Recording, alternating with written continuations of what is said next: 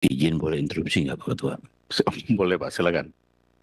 Terima kasih Pak Ketua. Saya khawatir lupa karena dari UI, kemudian Hasanuddin, kemudian Riau, ditambah dengan Undana dan kemarin sekarang UT. Ini makin banyak catatan saya. Nanti saya takut di momen pendalaman saya lupa bertanya. Artinya begini, saya tidak ingin melakukan pendalaman Pak Ketua. Saya sejak tadi berpikir, mungkin pikiran saya agak nakal ini Pak. Kita sudah sangat paham situasi dunia pendidikan di Indonesia. Karena itu Bapak-Bapak dan Ibu-Ibu sekalian, Komisi 10 ini membentuk panja tentang biaya pendidikan. Kita ingin berusaha mengembalikan mandatori Undang-Undang 20% kepada kementerian. Agar tidak seperti sekarang ini. Nah, saya hanya ingin mencatat sedikit saja Pak Ketua.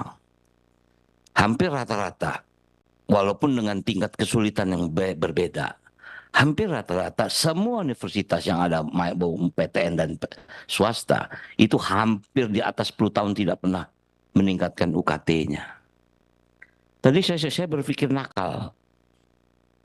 Ada nggak di aturan atau di undang-undang bahwa per setiap 2 tahun perguruan tinggi ini diperbolehkan meningkatkan? Ibaratnya sama seperti dengan badan usaha jalan tol. Saya hanya tadi berpikir, Pak. Tadi saya dengar dari Ibu Rektor Riau, 13 tahun kita nggak naik UKT. Ditambah lagi naik UT, 14 tahun. Saya yakin beberapa kampus pun ini nggak make sense dalam sebuah pelayanan. Oke, tol itu pelayanan transportasi. Pendidikan ini juga bagian dari pelayanan. Sangat sangat nggak masuk di pemikiran saya kalau tidak ada evaluasi per tahun diperbolehkan untuk apa ya? Melakukan peningkatan gitu. Penyelesaian. Saya hanya ingin coba nanti karena begini Pak, ini panja dibentuk untuk kita menyusun undang-undang. Dimungkinkankah? Jadi saya tadi mencari. Ini saya hanya ingin bacakan Pak.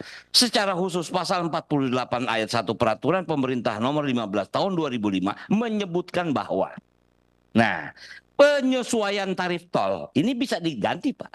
Penyesuaian biaya pendidikan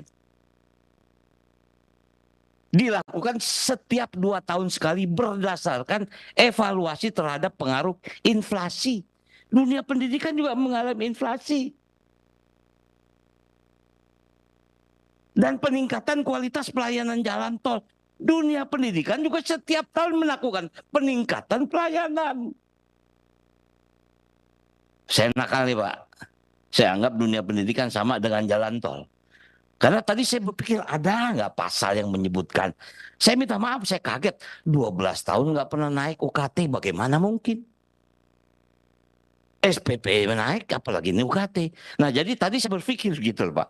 Nah kemudian ini saya membaca lagi, berapa adalah kutipan dari pasal 48 peraturan pemerintah. Tentang jalan tol, saya mengibaratkan saja. Evaluasi dan penyesuaian tarif tol dilakukan setiap 2 tahun sekali berdasarkan pengaruh inflasi. Kedua, penyesuaian tarif tol sebagaimana dimaksud pada ayat 1 ditetapkan tetap oleh menteri. Tapi setelah mendapat pertimbangan kalau di sini badan pengatur jalan tol Pak Ketua. Nah, kalau di dunia apa namanya ini di pendidikan apakah ada pertimbangan dari badan pendidikan misalnya. Jadi saya dari tadi saya takut bertanya dan saya takut lupa pertanyaan saya cuma mencari bagaimana solusinya. Nggak mungkin bahasanya SPP, UKT, atau apapun bentuknya. Itu stuck, nggak mungkin nggak ada kenaikan, nggak mungkin, nggak make sense bagi saya. Ya maaf Pak, dulu kita kencing 500, sekarang 2000 Pak. Nggak mungkin kan kencing gratis, artinya seperti itu ibarat saya bercanda. Mungkin itu saja Pak Ketua, Ya, saya takut pemikiran saya ini lupa gitu. Terima kasih. Pak Rano ini sebetulnya ada benarnya Pak. Jadi kalau negara menganggap pendidikan adalah investasi sumber daya manusia, maka tentu kita harus mengevaluasi lah. Nah, kalau jalan tol itu dibangun adalah tujuannya percepatan logistik, yang artinya mestinya mengurangi beban ekonomi yang lainnya. Nah, kita juga harus melihat pendidikan tinggi ini apakah merupakan percepatan sumber daya manusia unggul yang nantinya akan mengurangi beban yang lainnya. Nah, ini saya rasa belum pernah dihitung. Harus kita hitung supaya apa? Supaya anggaran pendidikan kita pun fokus mau sampai mana? Dikdas saja, dikdasmen saja, atau sampai kepada dikti. Ini sebenarnya tujuan kita tuh seperti itu. Kita bukan pengen mencari-cari kesalahan dari pengelola kampus, tetapi kita juga harus belajar. Kampus swasta pun bersaing dengan perguruan tinggi negeri. Jangan sampai nanti ke depan ada pepatah yang mengatakan kuliah di negeri jauh lebih mahal daripada kuliah di swasta. Sehingga akhirnya tugas utama mencerdaskan bangsanya tidak lagi di perguruan tinggi negeri. Sebenarnya kita juga pengen mencari bentuk itu ya.